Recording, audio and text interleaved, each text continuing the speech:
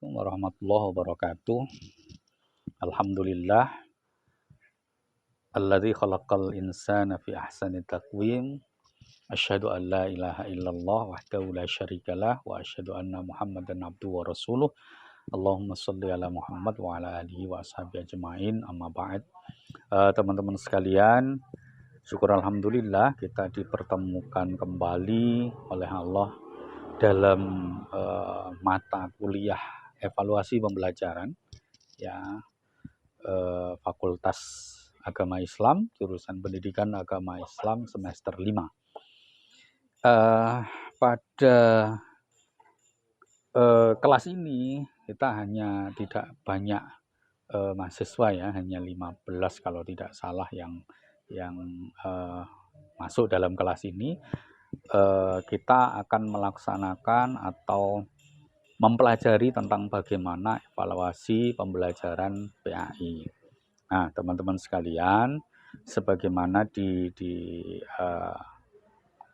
bisa dilihat di Spada, ya, di Spada. Jadi pertemuan pertama ini, teman-teman sekalian, mohon maaf karena saya tidak bisa melaksanakan secara offline, ya, kita melaksanakan secara online, ya. Nah, kita mulai di pertemuan pertama ini dengan yang pertama ada kontrak kuliah, kemudian ada pretest juga, ya. Jadi hampir sama di pertemuan yang tadi, ya, di micro teaching. Jadi ada kontrak kuliah dan ada pretestnya.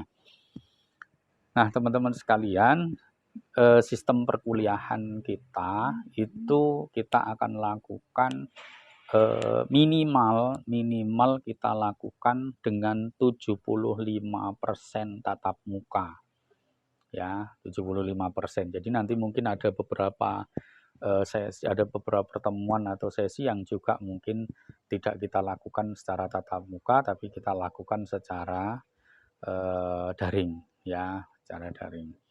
Nah, ada 16 pertemuan. Kemudian ada dua ujian atau dua ulangan, ada UTS dan UAS, ya.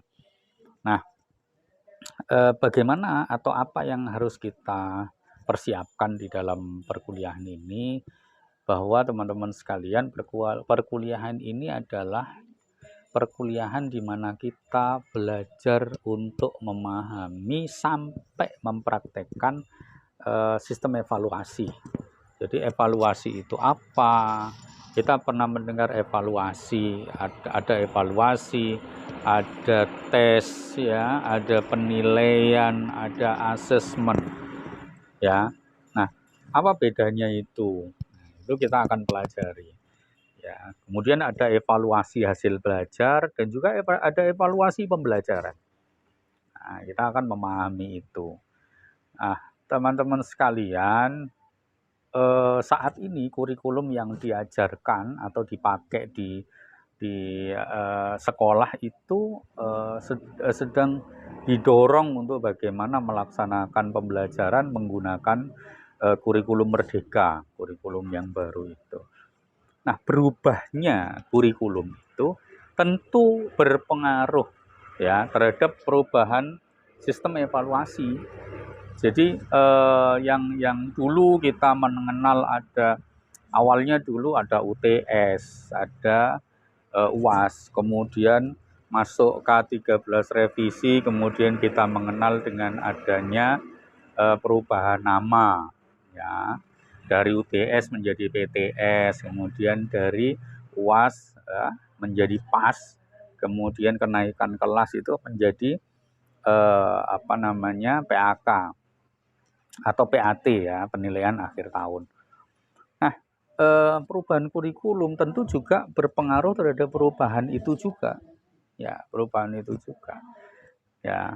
Ada di kurikulum merdeka itu dikenal ada 3 penilaian, ya. Ada disebut dengan asesmen diagnostik, kemudian asesmen formatif dan asesmen sumatif.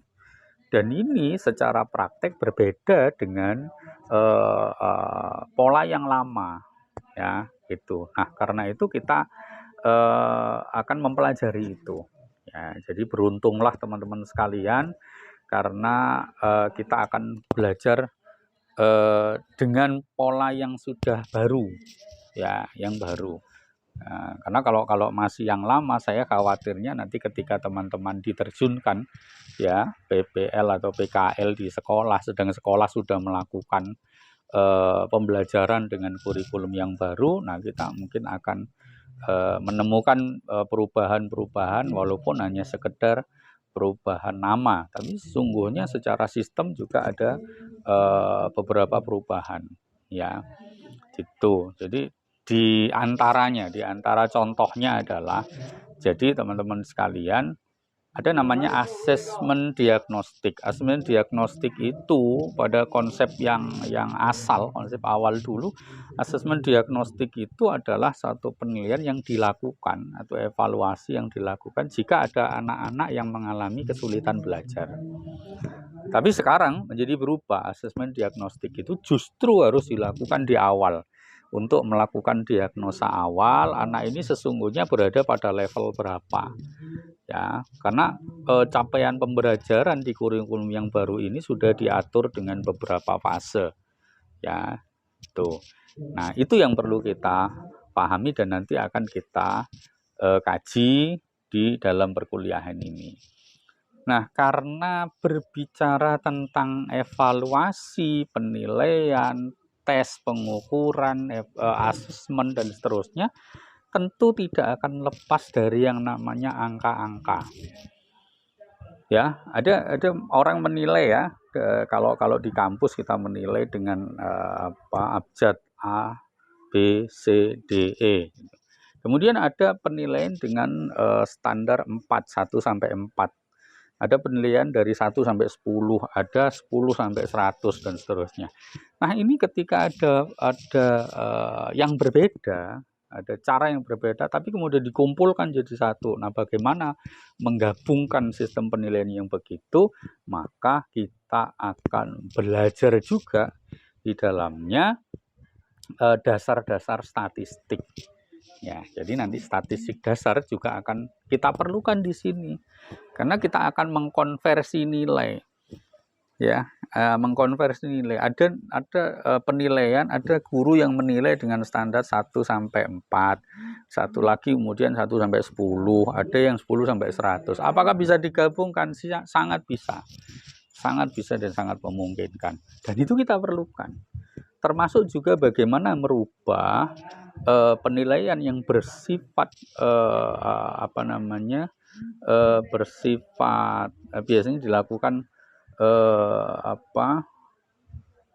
bersifat kualitatif, biasanya dilakukan terhadap penilaian sikap, ya, baik, ya, tidak baik, kurang baik, gitu, baik sekali dan seterusnya. Nah, itu bagaimana mengkonversikannya kepada nilai, ya, sehingga kita bisa gabungan, oh berarti ini anaknya lulus karena ini dan seterusnya.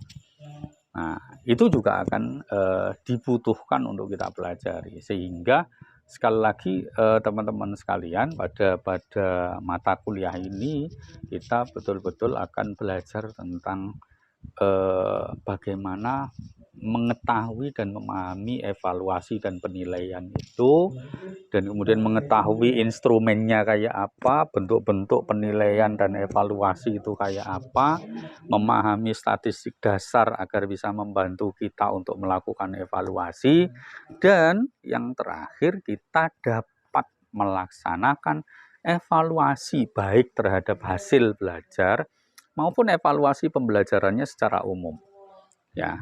Dan juga kita bisa belajar tentang apakah tes yang kita buat itu sesungguhnya sudah bagus atau belum. Karena ketika kita melakukan tes, ini kita membuat soal nih, ternyata soal yang kita ujikan ternyata banyak yang nilainya tidak memenuhi syarat, tidak sampai, ya, tidak sampai. Ada yang kemudian kita buat soal, kita ujikan, hampir semuanya bagus semua, gitu. Nah, kita akan melakukan pengukuran dan penilaian apakah benar tes ini sudah layak, apakah tes yang kita buat ini sudah baik untuk bisa kita ujikan.